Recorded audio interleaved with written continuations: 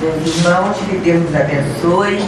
Nós começamos, como sempre, trazendo o abraço da nossa casa espírita, Centro Espírita Leon Denis, na imensa alegria, nesse momento em que nós estamos comemorando os 150 anos de Livro dos Espíritos, que estamos refletindo sobre Kardec, quando no Livro dos Médiuns ele nos diz que os espíritas deveriam ser quais bons vizinhos. Isso está no capítulo da Constituição das Sociedades Espíritas. Os espíritas deveriam ser quais bons vizinhos que se visitassem, que se correspondessem, que trocassem entre si mútuas vibrações de afeto. E nos recordamos do Espírito Verdade quando ele diz: espíritas, amai-vos, este o primeiro ensinamento, instruí-vos, eis o segundo. A gente às vezes tem que inverter isso, né? Mas é amai-vos, é o primeiro mandamento. Então quando a gente vem, né, numa outra casa, não é outra casa, é nossa casa, não é? Mesmo que não queira, é minha. Por quê? É de Jesus, não é isso, é de Jesus, é de Eurípides. Então a casa espírita sempre deverá ser sentida pelo nosso coração como nosso recanto. Hoje nós vamos conversar um pouco sobre a questão do pensamento. Como sempre eu falei, aqui pode escrever o que é casa espírita, né, Daniel? Porque tem determinada casa, né, que a gente foi e tinha um quadro assim, tem um quadro assim, que gosta de escrever, olha logo, né? Aí quando eu peguei para escrever, a direção falou assim: não faz isso porque isso atrapalha a vibração, quebra a vibração. Aí a gente obedece, né? Mas aqui, com certeza, a gente está como na casa de Leon Denis, então não tem essa questão. A gente vai conversar um pouco sobre a questão do pensamento. Por quê? Porque muitas vezes a gente fica muito entusiasmado, e muito entusiasmado mesmo, com as novidades editoriais. E a grande novidade agora é o segredo. Muito além do segredo. E tem um outro livro que foi o que inspirou o autor do segredo. E aí já é DVD, é livro, é palestra, é seminário, né? Seminário, no dia que o seminário internacional, a gente viu pela internet, bem caro, né? Mas bem caro. E quanto mais caro, a gente acha que vale a pena, né? Reunião espírita é de graça. Agora lá, eu vou pagar, né? Vou ter um sacrifício, né? Aquela coisa toda. Então, lá vai valer a pena. E aí, por essa nossa predisposição à novidade, a gente acha que é novidade mesmo. Ainda mais que o nome é bom, segredo. Segredo é só para algumas pessoas, né? Lá no DVD está lá, fulano sabia, e só gente boa que sabia, né? Gente famosa. Então, se eu souber também, eu vou fazer parte da panelinha, e essa panelinha a gente quer ser, fazer parte. Quando, na verdade, Kardec, quando trata das relações de simpatia e antipatia entre os espíritos, ele nos diz que é nota de Kardec, não dos espíritos, sobre essa questão da lei de atração. E ele diz assim: o magnetismo é o piloto desta ciência, que só muito mais tarde entendereis. Então, na verdade, essa questão do segredo, para quem estuda a doutrina espírita, vai perceber que há pelo menos 150 anos de atraso no movimento social, que a gente já está sabendo disso há muito tempo. Mas Leon Denis, o nosso querido Leon Denis, na obra O Problema do Ser, do Destino e da Dor, ele fala na parte terceira sobre as potências da alma. E quando ele fala sobre as potências da alma, são algumas. Tem lá a vontade, o sentido íntimo, consciência, amor. E entre todos esses, tem lá o pensamento. Ele fala sobre o pensamento como essa grande potência da alma. É claro que quando o Leon Denis fala, ele está respaldado em Kardec, na codificação, lá no Livro dos Espíritos. Não só no Livro dos Espíritos, como no Livro dos Médiuns, como na Gênese, em que nós temos o capítulo 14, que fala sobre os fluidos. Tudo isso, gente. Agora veja só, né? Na doutrina espírita, a gente, pelo que tem gente aí que já está vendo pela segunda ou terceira reencarnação isso, né? E surge uma novidade historial, a gente fica agoniado mesmo, né? O livro na livraria espírita a gente acha caro, mas esse outro a gente compra bem caro, na hora do lançamento, né? Bem caro, encomenda lá, deixa reserva, e a gastação toda porque eu quero resolver a minha vida. E aí, nós tivemos, olha só, o Leon Denis em 1993, quer dizer, há 17 anos atrás, nós fizemos um encontro sobre o pensamento. E a equipe organizadora do encontro de Leon Denis, eles fazem um livro, cada encontro vira um livro. E isso é uma coisa muito boa, por quê? Porque quem não vai ao encontro pode fazer o encontro da sua casa, onde quiser. E quem vai e gosta, pode repeti-lo através dos passos que são dados no livro. E nesse encontro, nós fizemos os 5 passos do pensamento. E a gente vai trabalhar um pouco isso hoje. Vou botar aqui os 5, porque alguém pode falar assim, ela falou que ia falar uma coisa e não falou, né? E a gente tem que ter disciplina. Primeiro passo do pensamento é a chamada vigilância. Como é que eu vou poder vigiar o pensamento? A gente pensa a todo momento. Pois é, né? A gente pensa a todo momento, de qualquer jeito, e pensa mal. E é por isso que a nossa vida é do jeito que é. Um ponto básico da vigilância é eu ter a percepção e a certeza que cada um tem a vida que deseja. Essa não, não tem uma vida que eu quero, não. Pronto, não tem a vida que eu quero, não, mas tem. Com certeza tem. Vamos pensar se os fatos que ocorrem na nossa vida, ruins, são tão surpresas assim. É que realmente na nossa educação ocidental, conforme foi comentado aqui na lição, na do ouro, essa questão toda, nós estamos voltados muito para o exterior, então a gente observa o que está do lado de fora. Se perguntar a trilha sonora da novela, até aquela do idioma que a gente não conhece, né? Tocou a música de fulano, né? É o ciclano, essa situação toda. Mas se perguntar, se a gente for no trabalho, né? Que eu chamo de terapia alternativa, muito aborrecida, porque para mim não é alternativa, mas tudo bem, né? E algum dos terapeutas chamados alternativos, a gente tem um primeiro momento que é a anamnese, a primeira consulta. E aí eles começam a perguntar pra gente, não é? O que é, como é que você dorme? Você muda de posição? Quantas vezes você levanta durante a noite? Para quê? E quando você acorda? Qual é a sua reação diante de uma fruta cítrica? E pergunta coisas assim.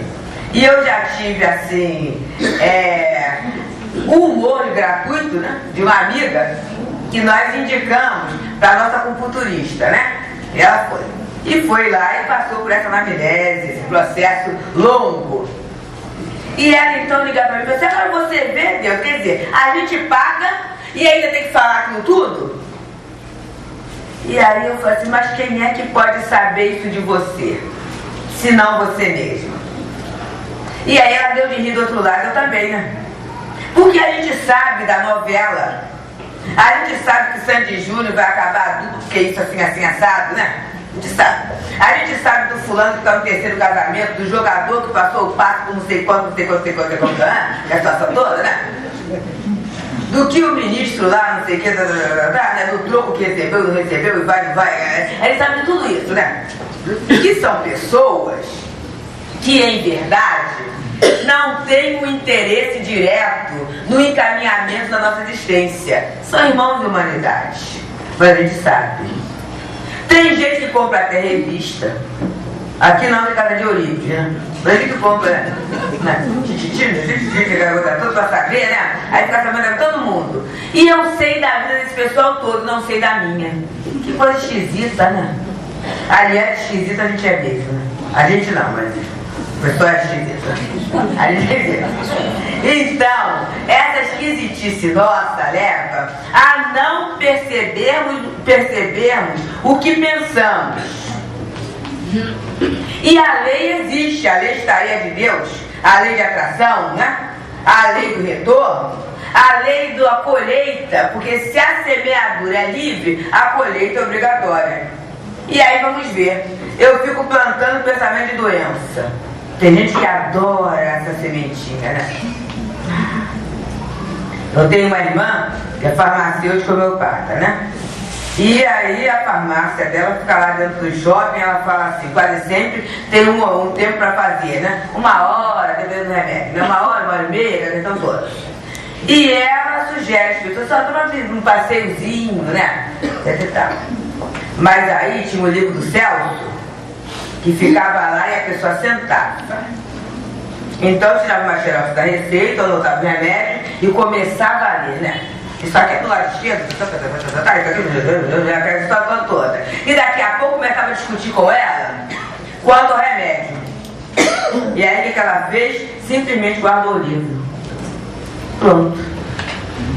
E botou musiquinha, botou mensagem, botou isso, botou aquilo, quem quiser que pegue. Por quê, gente? Porque naquele momento em que eu começo a questionar o efeito desse remédio, eu crio em mim um antídoto àquele remédio que vai me curar, que coisa esquisita, porque eu quero ficar doente.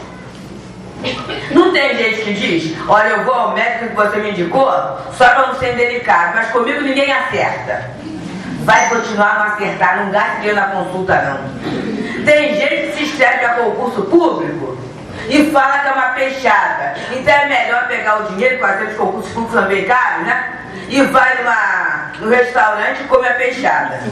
Porque vai, claro, né? É muito mais interessante, porque eu já faço sabendo que não vai ocorrer. Gente, é seríssimo. Conflitos domésticos. Eu estou aqui no centro tão bem, quando chegar em casa, pronto, acabou meu sossego. Vai acabar, claro que vai acabar. Claro que vai acabar. Eu estou jogando essa onda de pensamento para lá. Essa onda de pensamento minha vai agregando uma série de outros semelhantes. Coitadinho de quem ficou em casa. Já recebeu o torpedão. Quem recebe o torpedão não vai falar assim, ah, querido, que coisa boa, amor da minha vida chegou. Ah, não pode fazer isso, né? A pessoa já vai estar. E aí eu chego, acontece, tá vendo? Eu tô ficando médio, aí veio aqui, procuro bordado, né? Por favor, não me na mediúnica, porque eu tô assim, eu penso que acontece. Não é mediunidade, não, é lei de atração. É lei de atração. Vou contar uma coisa doméstica, que a gente é irmão, né? Mesmo quem não acha, nós somos. E eu me sinto muito à vontade de contar umas coisas assim, porque não tem nada, não tem segredo mesmo, né? Eu e o marido somos da mesma profissão, mas somos da mesma coisa. E ele na minha casa, né, há uma divisão democrática de despesas. E aí ele falava assim, eu não sei por que o seu dinheiro rende tanto e o meu não. Aí eu falei, porque eu recebo o salário e você recebe merreca. Porque ele falava isso. Pronto, já vai começar amanhã, já vou lá, receber aquela merreca, é só distribuir para todo mundo, e acabou tudo. Claro que acaba. Claro que acaba. Agora, quando você assim abençoa pela bênção de ter um emprego, pela bênção de ter um dinheiro depositado, e esse dinheiro depositado, você crê que você terá a condição de uma vida digna? Dá, e dá mesmo. E ainda dá para distribuir para algumas outras pessoas, né? Ainda dá certinho. Para participar de campanha do centro sem ter pena, né? Sem falhar com a contribuição do centro, porque aqui não é casa de Eurípides. Mas no Leão Denis, quando a coisa aperta, A primeira providência é cortar a contribuição do centro. Ah, porque eu estou num aperto, sabe? Não deu esse mês, né? E é engraçado, né? Que nos impostos, nas situações aí do mundo, quando a gente atrasa, paga o atrasado com juros, né? No centro, não. A gente atrasa um bocado, aqui não, que é casa de Eurico, vai na casa de Deus, né? Não tem esse problema. Atrasa um tantão e quando volta, contribui com a metade. Foi uma coisa interessante, né? Eu até falo umas coisas que às vezes o diretor dizendo que não gosta quando eu falo. Não faz mal, se não gostar, né? Não escala mais. Mas é assim, né? A gente paga, vou falar para nossa praia feminina, né? A gente paga R$390 por uma bolsa, né? Afinal de contas, 3 de 130 tá dividindo, né? Aí no centro, a gente dá R$20, eu dou R$20! Ah, 20, todo mês é sagrado. Interessante, mas isso não é daqui não. Aí, essa colheita, esse plantio, em termos de vida, gente, vai dando um resultado, né? Porque à medida que eu penso mesquinhamente em relação a tudo, eu vivo mesquinhamente. Em relação a tudo. Já viu que tem gente que não tem tempo? E que acha que a gente que está na casa espírita, você vai que você tem tempo, minha filha, porque a minha vida não dá tempo para isso. Interessante, né? Essas criaturas que vão para nossa casa e ficam um diazinho, né? Talvez fuja apressada, apavorada. Como é que pode isso, né? É assim, né? É de 5h15 da manhã até 11 alguma coisinha, né? Ali, né? Tá ali, né? Isso é graças a Deus, né? Mas não tem ninguém estressado. Não dá tempo de ter pesadelo. Se economiza um dinheiro imenso de remédio para dormir, não precisa. O simples banho é o preliminar de uma excelente noite, porque deitou assim, tem que começar a deitar, né? Cuidado, puf, que beleza, né? E no outro dia, opa, acordou, né? Já está ali, não é isso, gente? Então, essa questão da vigilância é interessante. Alguém fala assim, mas como é que a gente vai fazer se a gente vê essa besteira? Agora eu falo assim, casa de Eurípides também, né? É só eu dele não. De vez em quando com os pensamentos esquisitos, né? Falam que é a ideia de Jerico, né? Mas ideias esquisitas, né? Uns medos estranhos, as coisas assim, não dão medo, né? As coisas esquisitas, de repente, vai acontecer assim. Quem que faz quando se pensa assim? E a gente se vê no meio da confusão às vezes, né? E se eu for sequestrado, se eu for assaltado, e se acontecer isso, e se eu for atropelado? A gente começa a ter uns pensamentos esquisitos. Se tem, tem, porque na nossa natureza, no nosso estado imperfeito ainda, Santo Agostinho diz no Evangelho, capítulo 3, item 15, há muitas moradas na casa do meu pai, mundos de expiação e de provas, servem de habitação aos espíritos rebeldes à lei de Deus. Quando eu li isso, assim, rebelde eu, mas como Deus não erra, né? Então eu sou assim, se eu estou reencarnado aqui, sou. Aí ele diz, nestes mundos o homem luta com a inclemência da natureza e com a perversidade dos homens. É a característica. E aí eu fui no livro dos Espíritos saber que se é rebelde à lei de Deus, tem que conhecer essa lei. E aí o livro dos Espíritos me explica, na questão 614, que Kardec também perguntou aos Espíritos. O que é a lei de Deus? A lei divina ou natural? E os Espíritos falaram que a lei de Deus, a lei divina ou natural, é a única e perfeita para a felicidade do homem. Ensina-lhe o que deve ou não fazer, e o homem só é infeliz quando ela se afasta. Aí eu fiquei pensando na minha vida, eu falei assim, eu sou feliz? E a gente é muito poético, assim, tem momentos de felicidade, totalmente feliz não dá. Por causa dos outros, não é por causa dos outros não. Mas a gente coloca os outros, mas o outro faz assim, como é que é boa, né? Altruísta. E aí, a gente tem momentos, não é totalmente feliz, mas se a lei é para felicidade, se eu andasse na lei, vou fazer aqui que eu não fiz ainda esse mapinha quinta-feira, que eu não vi quinta-feira, né? Mas a gente coloca aqui, ó. Lei de Deus. Única e perfeita para a felicidade do homem. ensina-lhe o que deve ou não fazer, e o homem só é infeliz quando ela se afasta. Então o homem que andar na lei de Deus será um homem feliz. Mas aí o nosso Paulo de Tarso, o apóstolo Paulo, que é um dos grandes comentaristas da lição 1009 dos Espíritos, ele diz, né? Quem é o pecador? Quem é o culpado? É aquele que por um falso movimento da alma se afasta da lei que tinha por objetivo o seu progresso. E parece até que Paulo combinou com Santo Agostinho, né? Que Santo Agostinho falou isso? Que serve de habilitação para o rebelde. Rebelde quem é? É o fora da lei. E mas eu sou fora da lei? Aí eu vou falar um lembretezinho de Chico Xavier. Chico Xavier diz que criminoso é qualquer um de nós que ainda não foi descoberto. Que silêncio. Não fica aborrecido não, tá? É Chico falando, não? Então vamos lá. Aí eu me afasto da lei. Aí tem uma coisa que Emmanuel diz que nos aproxima de Deus, que é a dor. Leon Denis diz mais, ele diz que a dor faz desabrochar as potências da alma. Já pensou? O que é potência da alma? É a consciência, o sentido íntimo, o amor, o pensamento, a vontade, tudo isso desabrocha com a dor.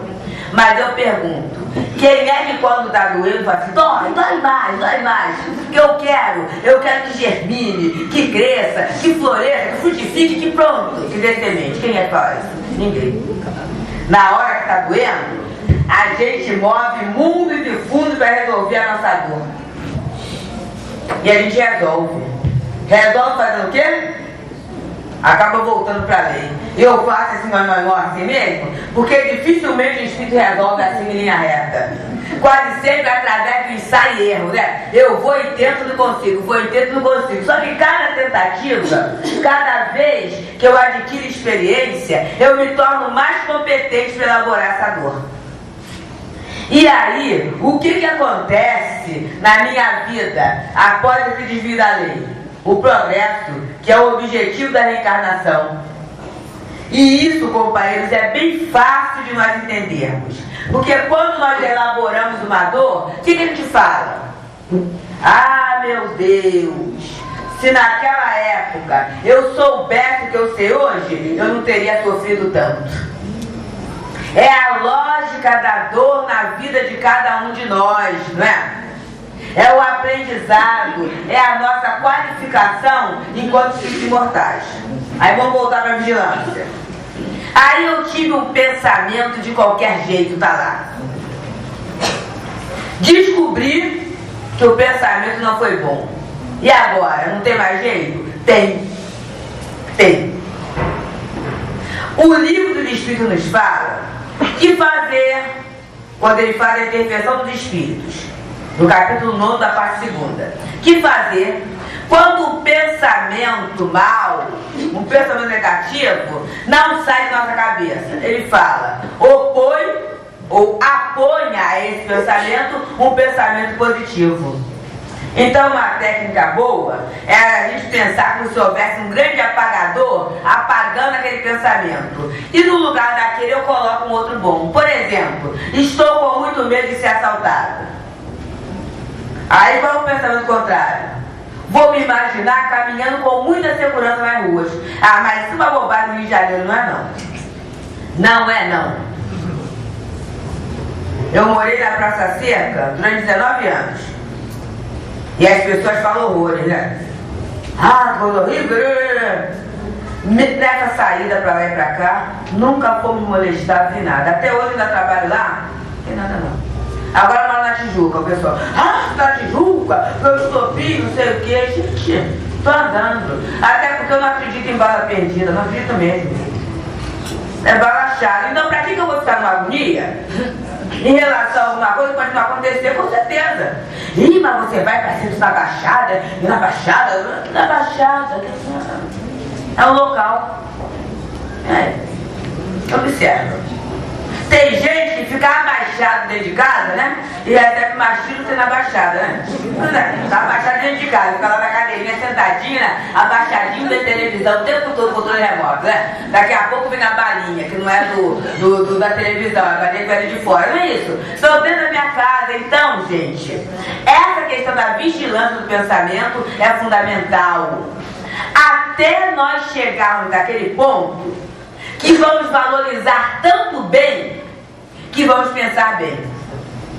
Que o Espírito, certa feita, nos colocou isso, né?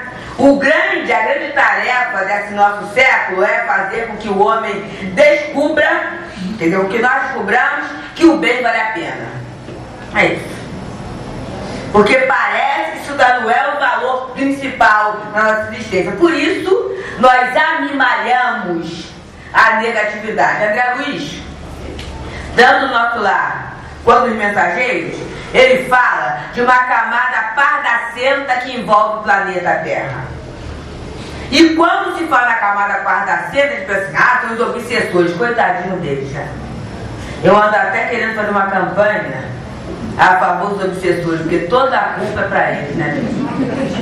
Quando na verdade, quem é o obsessor? É o assessor do defeito de estimação nosso. É aquele, eu sou assim mesmo, porque eu sou franco. Pra mim, chegou, eu falo mesmo, porque eu não vou ficar entalado. Pois é. Aí tem uma porção de gente que tá vendo que quer ficar entalada. Aí vai fortificando, né, a situação. Aí a gente começa, né, a fazer um monte de coisa que não quer, né? Tem a musiquinha. A gente briga, não vou cantar, porque o coração aqui é uma maravilha, não vou cantar. Não vai, a melodia é, os versões. A gente briga diz tanta coisa que não quer dizer. E diz mesmo. Porque começou a falar a primeira palavra, não vou ficar entalado, daqui a pouco um monte de gente que não quer também, vai jogando. Aí, que absurdo, tanta coisa, eu não fiz por mal, que não fez por mal. Pois é, fez por invigilância.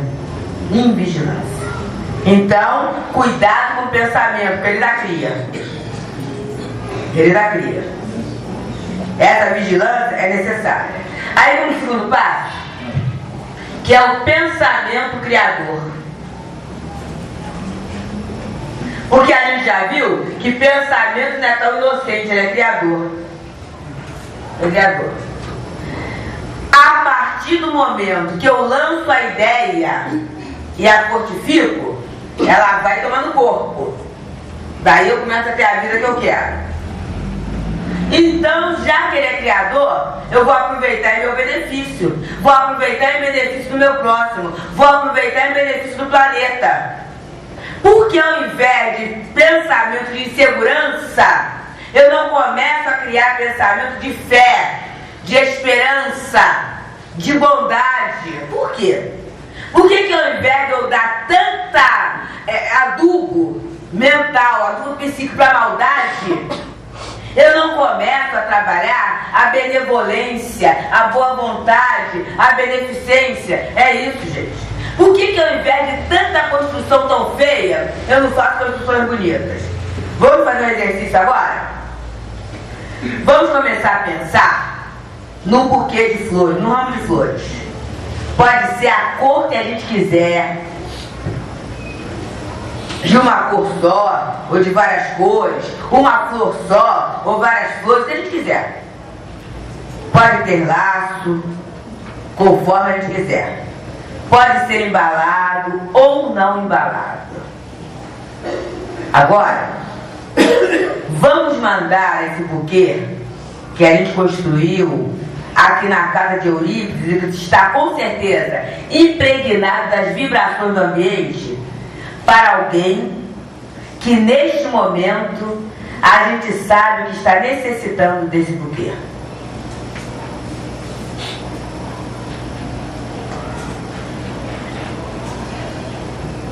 Vamos ver a criatura abraçando, recebendo o buquê e vai se dissolvendo no coração dessa criatura. Pronto. Ele não é mais nosso. Com toda certeza, se a pessoa é muito sensível, ela pode ter visualizado isso. Eu já fiz uma experiência assim, que a pessoa visualizou. Inclusive ligou pra mim, né? Sim, Deus, interessante, né? Eu vi você me dando um buquê. Foi uma coisa muito interessante.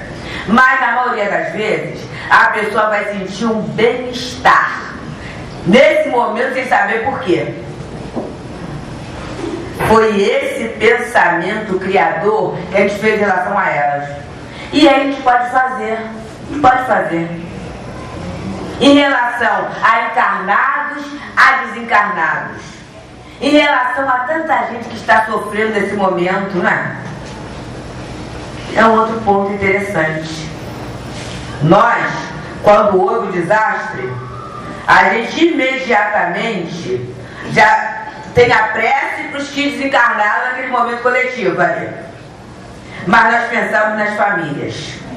E aí a gente começou a fazer, né, gente, o buquê é uma coisa imensa mesmo, né? Evocamos a figura de Jesus, de Maria de Nazaré e tudo, mandando flores para cada familiar daquele que ficou. É uma forma criativa e uma forma mais lógica de você se relacionar com o outro do que comentando, vendo quem foi ocupado, e que coisa horrível, e você viu, e o cheiro, e isso e aquilo, que não vai levar a nada. Vai botar, literalmente, mais lenha na fogueira. Terceiro ponto. Meditar. Opa, troquei a cor. Meditar nos grandes problemas.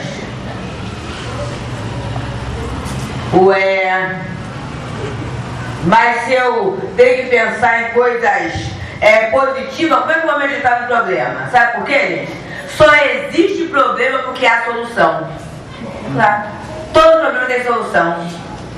E nós temos que aproveitar e perceber que o problema é um desafio de competência na nossa vida, não é punição. Porque Deus é o nosso papaizinho. É desafio de competência. Então eu estou com um desafio de competência chamado, olha lá, filho, sogra, mulher, marido, desemprego, saúde. Aí o que eu faço? Uma solução, uma sugestão. Pego lá uma folhinha de papel e escrevo o meu problema. E vou começar a enumerar as ideias para a resolução daquele problema. Ou seria a ideia? E vou escrevendo lá. Até que vai chegar o momento que não sei de onde eu vou escrever a solução daquilo. Isso não é num dia não, tá, gente? Eu tô lá com 3 papeizinhos lá, tô lá na minha. 3 papéis escrevendo lá. Chega uma hora que vem. Olha, são 17 anos treinando isso, hein? Podem fazer. Se tiver algum problema, vou na secretaria e fala lá da parte de mim lá no professor da secretaria, com certeza. Que aí eu vou conversar com o Leão Denis sobre a coisa, porque dá certo. Todo mundo a gente fala, dá certo. Tá, gente? Sabe por quê? Tem uma explicação. Quando aí vem a questão do segredo, da lei da atração. Quando eu coloco o meu foco no problema, eu fico só nele. Mas quando eu descubro que o problema tem solução, o meu foco é na solução. É isso. Se o meu foco é na solução, eu atraio soluções que compete ao meu livre-arbítrio selecionar a melhor. Eu abro o meu campo psíquico para aqueles espíritos que gostariam de me ajudar, sugerindo, porque bom espírito não impõe, nem resolve por ninguém, mas sugerindo alternativas. Eu me abro para aquilo. Eu, ao invés de ficar com a grande aflição pelo problema, eu fico no trabalho para a descoberta da solução. É diferente o foco. É diferente. O meu envolvimento no problema me adoece. A minha busca de solução estimula a minha inteligência e a minha sensibilidade. E todos nós, no nosso projeto encarnatório, e os desencarnados também, porque não vamos pensar que é só encarnado que tem problema, não. Desencarnado tem problema aberto também. Então, a gente vai sugerindo, né? Porque aqui tem uma grande assembleia de desencarnados. E alguns podem até falar assim, mas isso aí não é comigo, é assim. Pode pegar o papelzinho e começar a escrever. Tanto é assim que no livro Memórias de Suicida, Na questão que fala do isolamento, a gente tem o nosso querido Angenor Penalva naquela situação, um espírito que estava lá há 37 anos. E durante 37 anos, o padre, se não me engano, Anselmo de Santarém, acho que ele, chegava lá e ele tinha um caderninho que ele escreveu honrar pai e mãe. Todo dia ele escreveu sobre aquilo.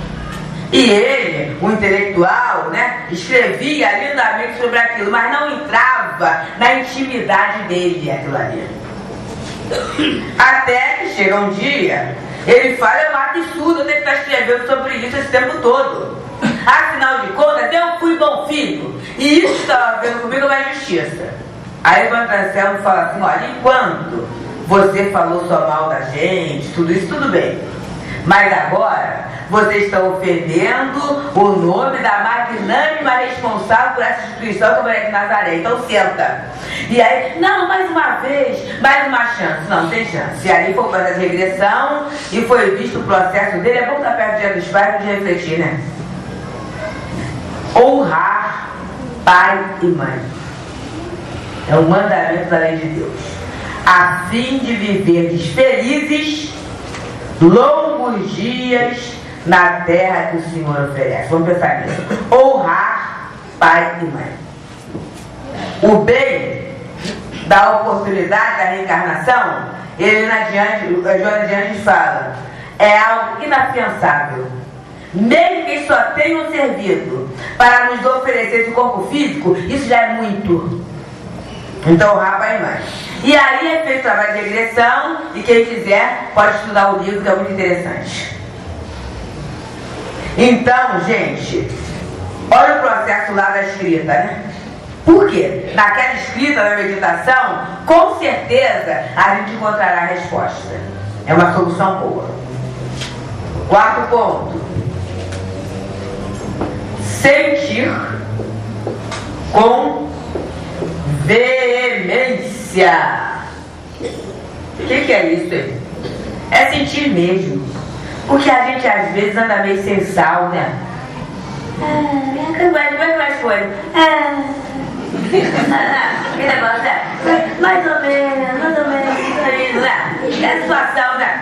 É sem sal mesmo, né? Quando na verdade, filho de Deus é para ir mais ou menos, é para ir bem. E muito bem.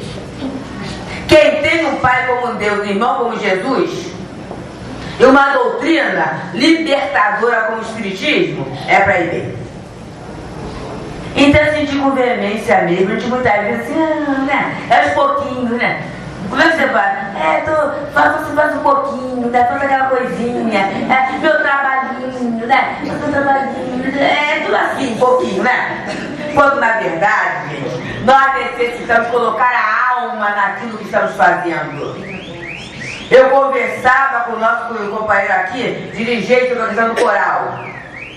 Eu sempre vim mais aqui segunda-feira, né? Segundas-feiras. Agora não estou fazendo de segunda, devo passar a vir mais às quintas.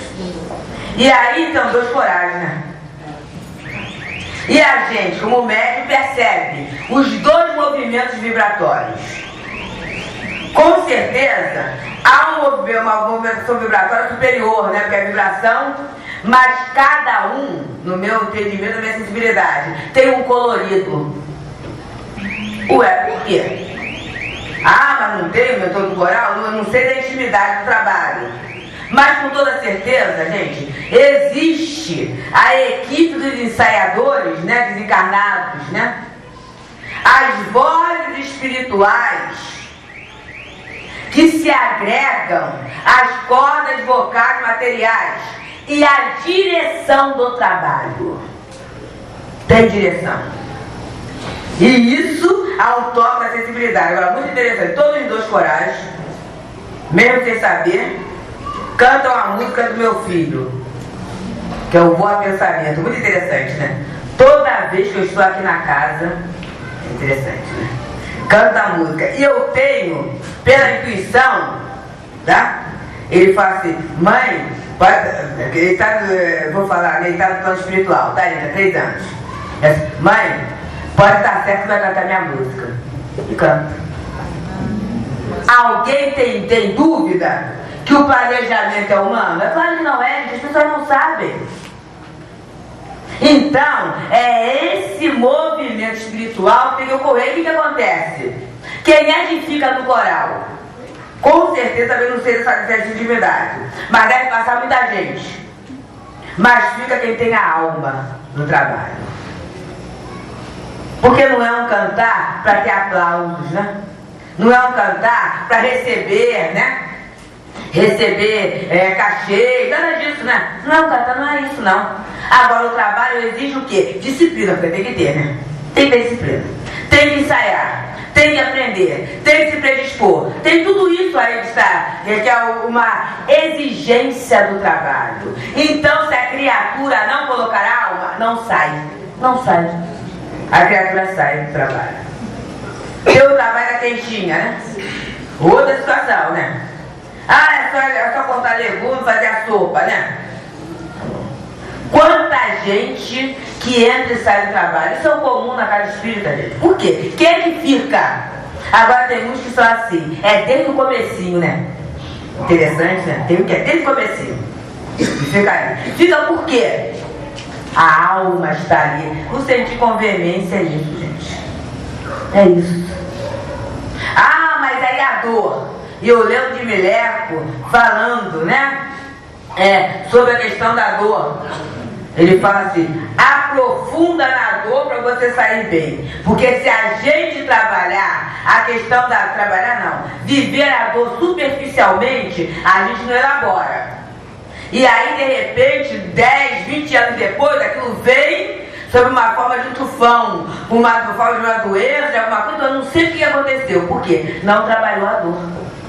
Foi isso que quando meu filho desencarnou, né, que a gente com 15 dias foi no programa da Marilena, no Educar para Crescer, e aí o convidado faltou, na época nós morávamos perto, assim, Teuta, eu peço de você pode quebrar o galho? Disse, vamos lá. E aí no meio do caminho, que assunto? Eu falei assim, olha, o assunto que eu estou preparado para a desencarnação, né, que é a experiência que eu estou vivendo. E aí eu falei, né, toda vez que eu lembro do meu filho e dá vontade de chorar, eu choro. Aí alguém falou, mas você falou no ar que chora? Eu falei assim, gente, o que eu ia... Aí eu falei, estava muito próximo, né? Eu falei assim, ô companheiro, o que eu ia falar? Quando eu lembro dele, eu saí dançando, faço uma festa, não dá pra você viver com máscara, né? Não dá, né? Então, essa vivência, essa profundidade de sentimento dá leveza ao espírito. Da leveza ao espírito, com toda certeza, eu tenho certeza. Os companheiros fazem parte do coral. A reunião noturna quase sempre, né? É uma reunião mais sacrificial no sentido de todos nós termos uma vida doméstica e profissional, e no dia do centro, então, a gente tem que se organizar muito mais para sair naquele horário. Mas a gente sai com uma leveza, sai tão bem, tipo assim, Jesus, graças a Deus que eu fui. Porque se eu fosse direto para minha casa, lá do Jornal Nacional, novela, eu não estaria tão bem como estou agora. É esse o trabalho, né? Esse sentimento, essa colocação da alma no trabalho. Quinto ponto: buscar Deus. Buscar Deus através da prece, da natureza e da consciência. Mas eu não sei orar. Claro que eu sei, é só doer. Porque quando dói, já viu como é que a prece nossa é assim? Senhor, olha, mas sai lá de dentro, né? Das entranhas.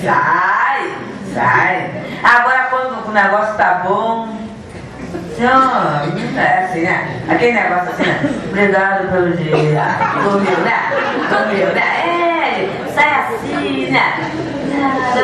Agora quando tá doendo, a prece vai. Então vamos colocar o seguinte: a prece bonita é a prece sentida. É isso. Não é através de palavras, não. Jesus falou. Para a gente não fazer que os fariseus hipócritas, que a pretexto de loucas preces, devoram as casas viúvas. O que é isso? É o interesse, né?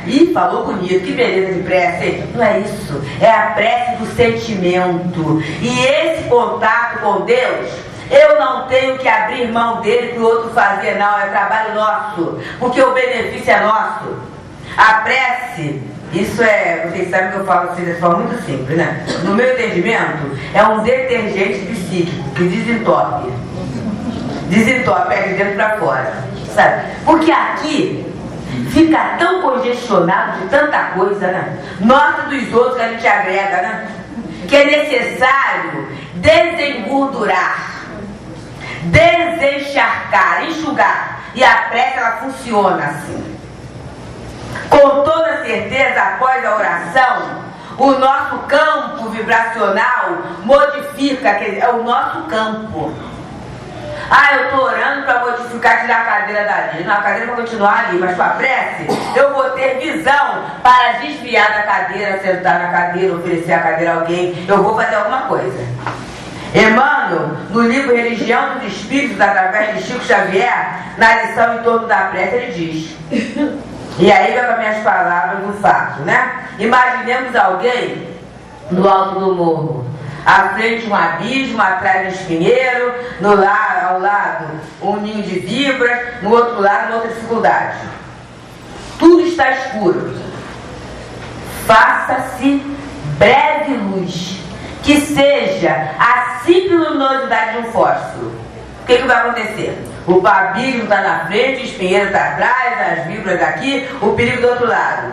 Mas no momento que ele tem a visão do campo, ele terá condições de assumir uma escolha adequada. É isso que a prece faz na nossa vida, gente. Então nós não podemos abrir mão dessa amplitude que a prece nos favorece. Buscar Deus na natureza. A gente está olhando muito pouco a natureza, porque está a televisão, né?